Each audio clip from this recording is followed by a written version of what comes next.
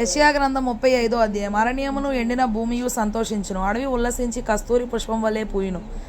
అది బహుగా పూయుచు ఉల్లసించును, ఉల్లసించి సంగీతములు పాడును. లెబానోను సౌందర్యము దానికి కలుగును, కర్మెలు షారోన్లకున్న సొగసు దానికొండును. అవి యెహోవా మహిమను, మన దేవుని తేజస్సును చూచును.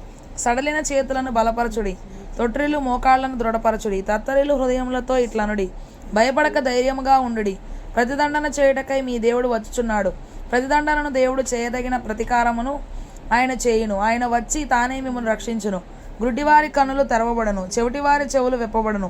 కుంటివాడు దుప్పివలే గంతులు వేయును, మూగవాని నాలుక పాడును. అరణ్యంలో నీళ్లు ఉబుకును, అడవిలో కాలువలు పారును. ఎండమావులు మడుగులగును, ఎండిన భూమిలో నీటి బుగ్గలు పుట్టును.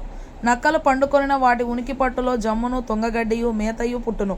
అక్కడ దారిగానున్న రాజమార్గము ఏర్పడును, అది పరిశుద్ధ మార్గం అనబడును. అది అపవిత్రులు పోకూడని మార్గము, అది మార్గమున పోవు వారికి ఏర్పరచబడును.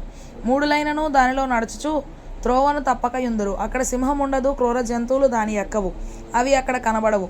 విమోచింపబడిన వారే అక్కడ నడుచుదురు. యెహోవా విమోచించిన వారు పాటలు పాడుచు తిరిగి సియోనునకు వచ్చెదరు. వారి తలల మీద నిత్యానందం ఉండును, వారు ఆనంద సంతోషములు గల వారై వచ్చెదరు. దుఃఖమును నిట్టూర్పును ఎగిరిపోవును.